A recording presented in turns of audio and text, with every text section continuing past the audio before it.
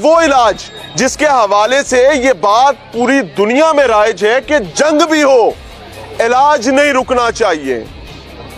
दुश्मन हमला आवर हो, मिसाइल गिरा रहा हो, उस वक्त भी अस्पतालों का ख्याल रखा जाएगा। आज 7 जनाजे, मैं बड़े क्रेडिबल वे में बता रहा हूं, 7 जनाजे एक वार्ड से उठे हैं चिल्ड्रंस हॉस्पिटल में। मरीजों वालेकुम सलाम जी। चाचा मरीज थे दाखिला, मरीजों के साथ मजाक किया जा रहा है।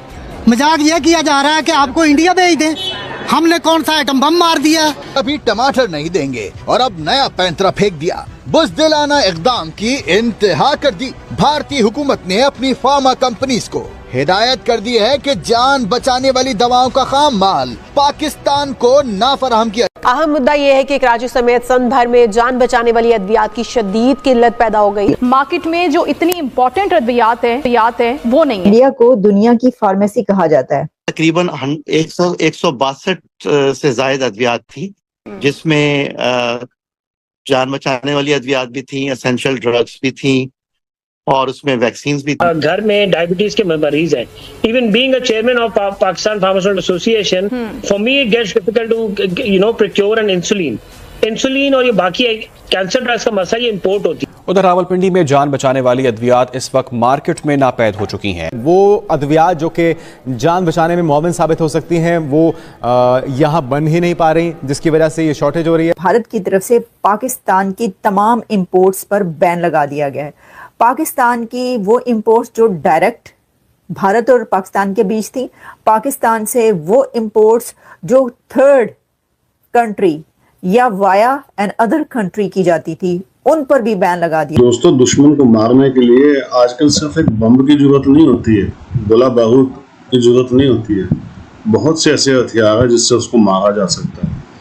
आपने देखा ही है, पीछे भारत ने पानी बम बंद किया था तो कैसे उनका तो एटम बम गिरा था। भारत ने दवाइयाँ बंद कर दी हैं तो आप देख लीजिए पाकिस्तान के अंदर डॉक्टर हड़ताल पे चले गए हैं, लोग सड़कों में मरना शुरू हो गए हैं। दोस्तों, ये एटम बम से भी ज़्यादा खतरनाक है। आप सोचिए, एक भी गोली नहीं चली है और वहाँ पे बुरा हाल हो गया, मरने लग रहे हैं लोग, तड़प रहे हैं कि भाई साहब किसी तरीके भारत से सुलह कर लो, माफिया मांग लो। आप देखिए वहाँ पे तो सब अभी एक छोटी सी रिपोर्ट है दोस्तों, वहाँ पे कितने हजारों ऐसे मरीज हैं जो भारत आते थे इलाज करवाने के लिए, लेकिन अब उनको कुछ नहीं मिल रहा है। इलाज तो बहुत दूर की बात है दोस्तों, दवाइयाँ तक नहीं मिल रही हैं। अब बताइए, ये एटम बम की हमें धमकी देते थे, भूखे प्यासे मरने लग गए बिना दवाइयों के।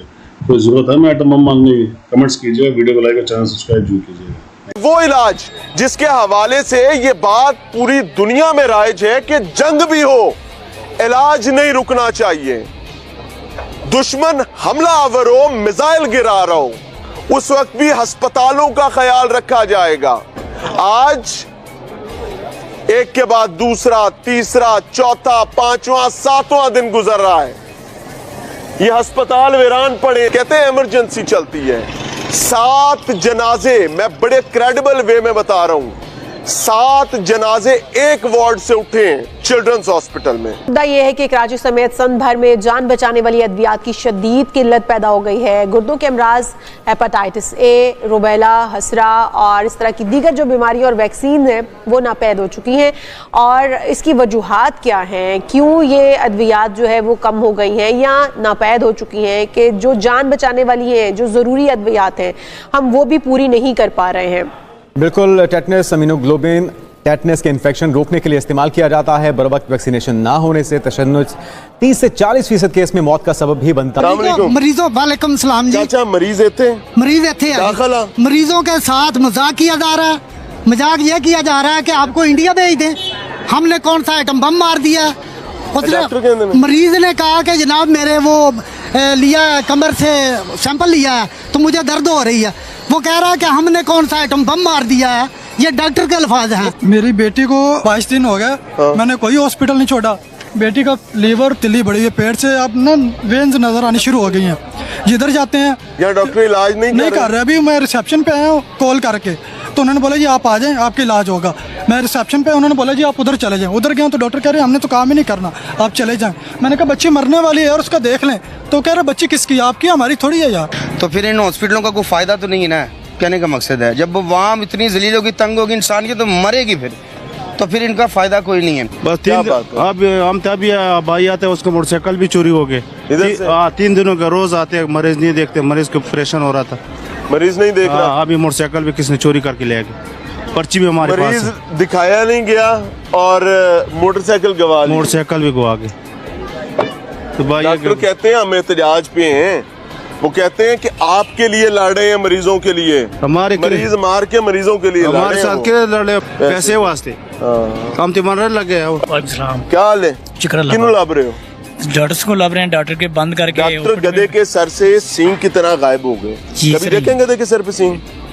यहाँ भी नजर नहीं आया ना, यहाँ भी नजर नहीं आ रहा बिल्कुल। तो मरीज बेचारे हम ननकाना साहब से आए हैं। तो आज पेशेंट को वो बहुत उनकी नाजुक हालत हो गई है। कोई डॉक्टर नहीं मिल रहा, कोई कहाँ कह रहा है, कोई कहाँ कह रहा है, कोई कह रहा है आप चले जाएं, अब पीर वाले दिन आए, मंगल वाले दिन। पता इनका बताता हूँ जी। आप नोटों की ये गड्डी मंगवाएं जी, किसी से कर्जा पकड़ें, कोई चीज अपनी तड़के बेचें जी, फिर जाए प्राइवेट अस्पताल में, यही चेहरे आपको वहाँ बैठे हुए नजर आएंगे, आपके इलाज भी करेंगे। है नोट तो नहीं है, कहाँ से ले सकते हैं? नहीं ले सकते, छोटे छोटे बच्चे उनका पेट पाले, तो मरीज को लेके जाएं कि शर्म करो। हम हर चीज में एक अकड़ दिखाते हैं, एक ईगो दिखाते हैं कि नहीं यार हमने कोई तिजारत नहीं करनी, ये नहीं करना, वो नहीं करना, तिजारत नहीं भी करनी और फिर भी वैक्सीन और जस्ट मेडिसिन नहीं आ रही। इवन के जो ट्रीटमेंट यहाँ पर नहीं होते, जो बहुत ज्यादा महंगे तरीन होते हैं, जो गरीब लोग यहाँ पे अफोर्ड नहीं कर सकती। इवन के हमारे खुद के डॉक्टर्स बताते हैं कि आप लोग ये इंडिया में जाके कर लो, क्योंकि वहाँ पर जाने से ये होगा कि वहाँ पे टिकट नहीं जहाज की खरीदी जाती, इंसान होगा बॉर्डर के जरिए वहाँ पर वीजा दिखाता और चला जाता, और ट्रेन में चला जाता, किसी भी तरह से चला जाता है, मतलब कि कम बजट में उनका वो काम वहाँ पर हो जाता है। और मैंने ये भी सुना हुआ है कि यार वहाँ पर जो इलाज के लिए जाते हैं पाकिस्तान से लोग, वो इतना अच्छा वहाँ के डॉक्टर्स उनको ट्रीट करते हैं, वो जब यहाँ पर आते हैं तो वो फिर वहाँ की वाह करते हैं कि यार वहाँ पे हम गए थे। ये दोस्तों सोशल मीडिया पे कितनी कहानियां वायरल हुई है कि इंडियन डॉक्टर्स ने पाकिस्तानी गरीब लोगों की मदद अपने पर्सनल जेब से की है। अभी कुछ मंथ पहले एक बच्ची की वीडियो बहुत ज्यादा वायरल हुई थी, जो बिल्कुल मतलब कि गर्दन नहीं टिक रही थी। यहाँ पे उन्होंने बहुत इलाज किया, गरीब घर से वो बिलोंग करते थे, लेकिन जब वो इंडिया गए उस बच्ची का ट्रीटमेंट भी फ्री हुआ। और डॉक्टर और वो डॉक्टर ऑनलाइन मतलब कि वीडियो कॉल के जरिए उसको देखते थे, उनको बताते थे, तो इतना अच्छा वो लोगों को ट्रीट करते हैं। और हमारे यहाँ चले जाओ, पहले तो लाइन में लग रहे हो, जब अंदर चले जाओ तो इतना रूड बिहेव करते हैं डॉक्टर्स के, इंसान को खुद से होता है। छोड़ो, हमारे तो दोस्तों हॉस्पिटल के अंदर मेडिसिन ही नहीं है। सरकारी हॉस्पिटल के अंदर जी आप पर्ची बनवाएं, ऊपर डॉक्टर मेडिसिन लिख देंगे, कहाँ से मिलेगी? जाएं जी ये स्टोर से, और हजारों रुपए की दवाइयाँ, क्या फायदा सरकारी हॉस्पिटल का? मैंने खुद देखा है। हॉस्पिटल के 3rd फ्लोर में एक बहुत बड़ा कमरा होता है जिसमें मेडिसिन रखी जाती है, वहाँ पे हर तरह की मेडिसिन प्रोवाइड होती हैं, लेकिन जो वहाँ के बड़े लोग होते हैं ना, जो उन चेयर्स पे बैठे होते हैं, जिनके परमिशन के बगैर मेडिसिन लोगों को नहीं मिलती, वो उस मेडिसिन को हाथ नहीं लगाने देते, और उस मेडिसिन से भी करप्शन होती है, और वो मेडिसिन आगे दुकानों तक जाती है और वो लोगों को पैसों में दी जाती है। जिनकी सिफारिश होती है उनको उसी कमरे से मेडिसिन मिल जाती है। तो हर जगह ऊंच नीच को ख़त्म करना चाहिए, और जिस तरह से इंडिया में हर तरह का कानून है, ठीक है, वो गरीबों को भी देखते हैं, वो अमीरों को भी देखते हैं, तो उस तरह से होना चाहिए।